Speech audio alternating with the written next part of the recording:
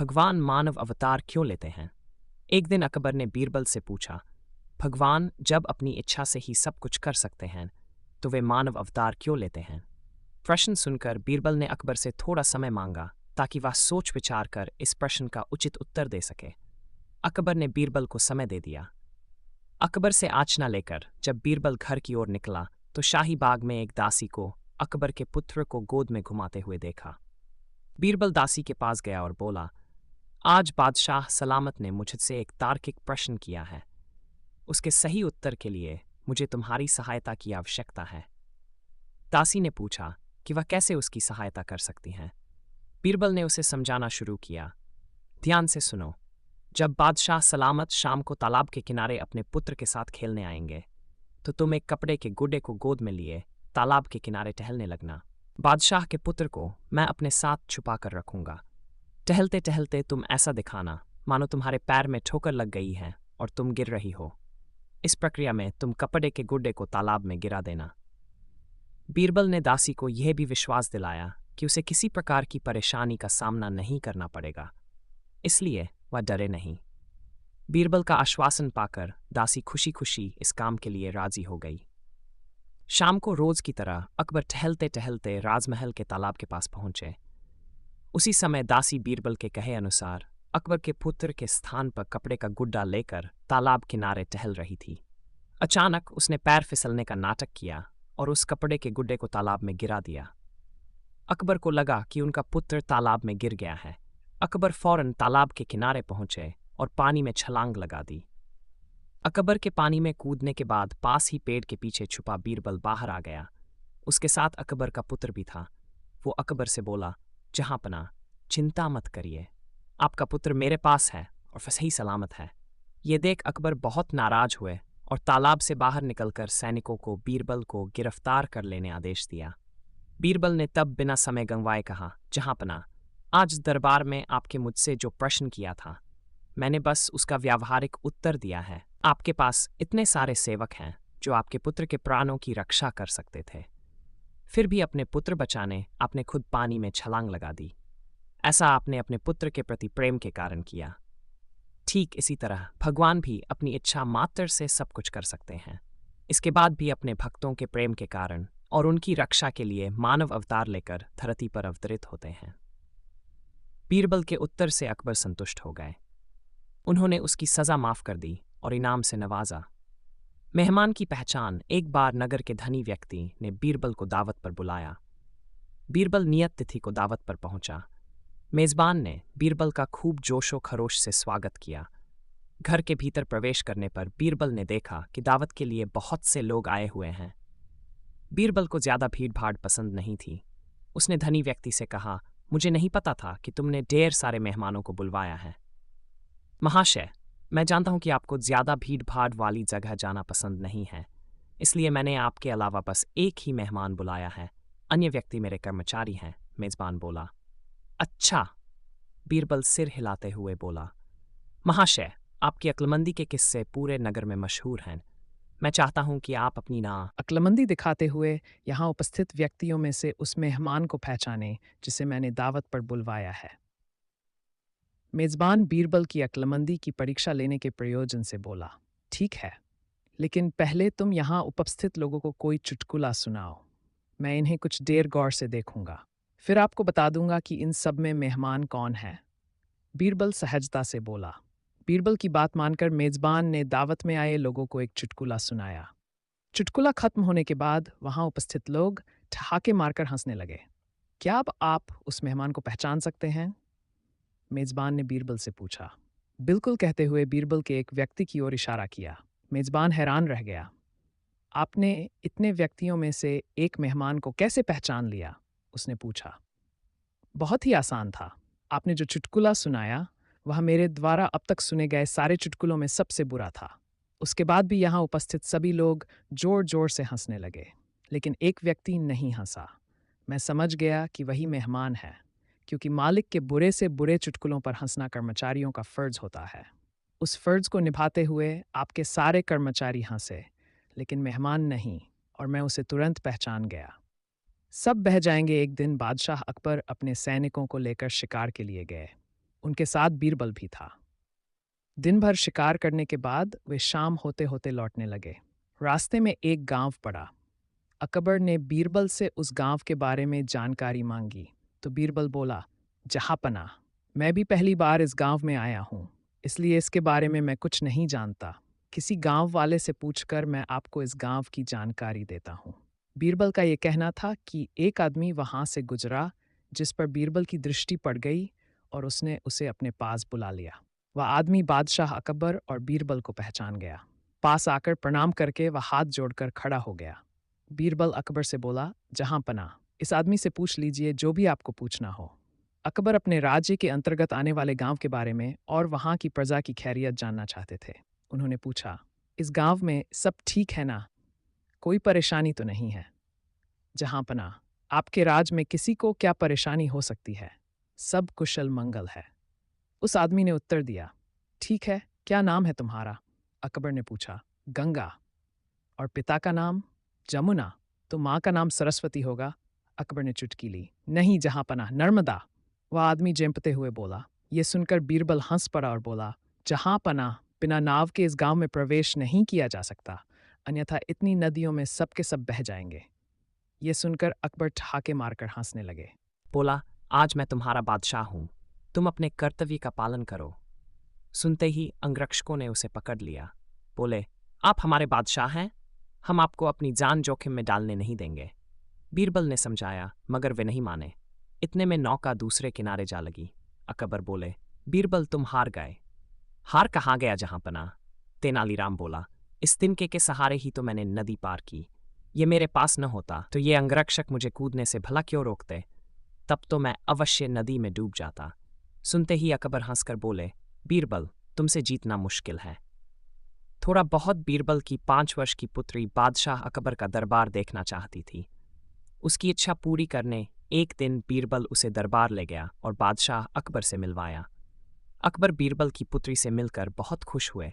उन्होंने उससे हंसकर पूछा, थोड़ी बहुत बात करना जानती हो? अकबर बीरबल की पुत्री से मिलकर बहुत खुश हुए। उन्होंने उससे हंसकर पूछा, थोड़ी बहुत बात करना जानती हो?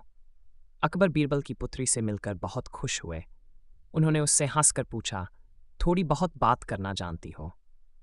बीरबल की पुत्री ने बादशाह अकबर को एक दफा देखा और अपने गर्दन नीची कर ली। फिर अपने पास बैठे एक बच्चे को गोद में लेकर प्यार करने लगी। अकबर ने सोचा कि शायद वह इस बात का जवाब नहीं दे पा रही है। वह बीरबल से बोले, बीरबल, क्या तुम अपनी इसी बेटी की तारीफ करते हो? बीरबल समझ गया कि अकबर को लड़की का संकेत समझ नहीं आया है। वह उन्हें समझाते हुए बोला, इसने आपके प्रश्न का उत्तर दे दिया है? अकबर बोले, कैसे? तब बीरबल बोला, इसने पहले आपकी ओर देखा, फिर गर्दन नीची कर ली। इसका अर्थ है कि आप उम्र में बड़े हैं और हमारे बादशाह हैं। आपके सामने तो मैं थोड़ी ही बातें करूंगी। उसके बाद इसने एक छोटे बच्चे को गोद में लेकर प्यार किया। इसका अर्थ है कि ये मुझसे उम्र में छोटा है, इससे मैं बहुत बातें करूंगी। इसने संकेत में आपको उत्तर दे दिया था। लड़की की बुद्धिमत्ता देखा अकबर बहुत खुश हुए और उसकी खूब तारीफ की। दरबारियों की परीक्षा। बीरबल बादशाह अकबर का मुख्य सलाहकार था। दरबार में कई ऐसे दरबारी थे जो ये पद पाने की लालसा रखते थे, इसलिए सदा बीरबल को नीचा दिखाने या अपनी अक्लमंदी साबित करने का प्रयास किया करते थे। एक दिन कुछ दरबारी अकबर के पास पहुंचे और कहने लगे, जहांपना, हम में से कई दरबारी बीरबल से कहीं ज्यादा काबिल हैं, लेकिन आपने उसे अपना मुख्य सलाहकार बना लिया है।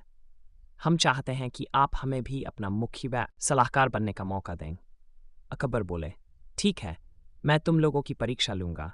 जो उस परीक्षा में सफल होगा उसे मैं बीरबल की जगह अपना मुख्य सलाहकार नियुक्त कर लूंगा। सभी दरबारी खुशी खुशी राजी हो गए। कपड़े की लंबाई मात्र कमर से लेकर पैर तक की थी। दरबारियों ने बहुत प्रयास किया, लेकिन अकबर को उस कपड़े से सिर से लेकर पैर तक ढकने में असफल रहे। आखिरकार सबने हार मान ली। सबके हार मानने के बाद अकबर ने बीरबल पूछा, बीरबल, क्या तुम ये करके दिखा सकते हो? बीरबल सामने आया और अकबर के पास आकर खड़ा हो गया। फिर बोला, जहांपना, आपसे मेरा निवेदन है कि आप अपने घुटने थोड़ा ऊपर की ओर मोड़ लें। अकबर ने वैसा ही किया। उसके बाद बीरबल ने उस कपड़े से अकबर को सिर से लेकर पैर तक ढक दिया। सारे दरबारी अवाक रह गए। अकबर उठा खड़े हुए और बोले, अब वो सामने आए जो खुद को मुख्य सलाहकार पद के योग्य समझता है। प्रश्न सुनकर सभी दरबारियों ने शर्मिंदगी से अपना सिर झुका लिया। फिर कभी किसी ने कभी अकबर का मुख्य सलाहकार बनने के बारे में नहीं सोचा। बीरबल और तानसेन के विवाद की कहानी। बादशाह अकबर के नवरत्नों में से 2 रत्न तानसेन और बीरबल में एक दिन विवाद छिड़ गया। विवाद का विषय दोनों द्वारा स्वयं को एक दूसरे से गुणी बताना था। विवाद की खबर जब बादशाह अकबर तक पहुंची तो उन्होंने दोनों को अपने पास बुलाया और कहा, तुम दोनों का विवाद यदि आपस में नहीं सुलझ रहा तो तुम्हें किसी को मध्यस्थ बनाकर उनसे अपने विवाद का निपटारा करवाना चाहिए। अकबर की बात सुनकर बीरबल बोले, जहांपना, आपकी बात से हम दोनों इस बात पर सहमत हैं, किंतु दुविधा यह है कि हम मध्यस्थ बनाए किसे। कृपया आप ही कोई मध्यस्थ सुझा दें। अकबर ने सुझाव दिया, तुम दोनों महाराणा प्रताप को अपना मध्यस्थ बनाएं। बीरबल और तानसेन दोनों महाराणा प्रताप को अपना मध्यस्थ बनाने तैयार हो गए। अगले दिन दोनों उनके पास पहुंचे। वहां पहुंचकर गायनाचारी तानसेन ने तुरंत अपनी रागनी छेड़ दी। बीरबल खामोशी से अपने अवसर की प्रतीक्षा करने लगा, किंतु तानसेन के अनवरत गायन से उसे अवसर प्राप्त नहीं हो पा रहा था। जब उसने देखा कि तानसेन अपनी गायन विद्या से महाराणा प्रताप को मोहित कर बाजी मार लेना चाहता है, तो उसने तानसेन को बीच में टोकते हुए राणा से कहा, राणा जी, हम दोनों एक साथ शाही दरबार से चलकर आपको मध्यस्थ बनाने यहाँ आए हैं। हमें आपके निर्णय पर पूर्ण विश्वास है और जो भी आपका निर्णय होगा हमें शिरोधार्य होगा। बीरबल आगे बोला, मार्ग में मैंने पुष्कर में और मियाँ तानसेन ने ख्वाजा की दरगाह में मन्नत मांगी है। मैंने मन्नत मांगी है कि यदि मैं आपके दरबार से मानपत्र प्राप्त कर लौटूंगा तो 100 गायें ब्राह्मणों को दान करूंगा।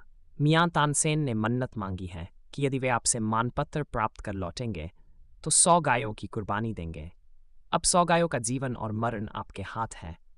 यदि उन्हें जीवन दान देने का विचार है तब मुझे मानपत्र दे दीजिए। महाराणा प्रताप गायों का वध कैसे होने देते?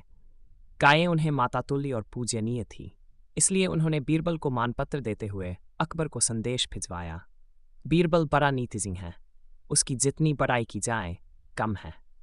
इस प्रकार तानसेन और बीरबल के विवाद में बीरबल ने अपनी अक्लमंदी से विजय प्राप्त कर ली। बीरबल और मित्र का वचन। एक दिन बीरबल अपने मित्र के साथ भ्रमण के लिए निकला। दोनों बहुत दिनों बाद मिले थे, इसलिए बातचीत करते हुए न समय का पता चला न ही दूरी का। चलते चलते दोनों बहुत दूर निकल आए।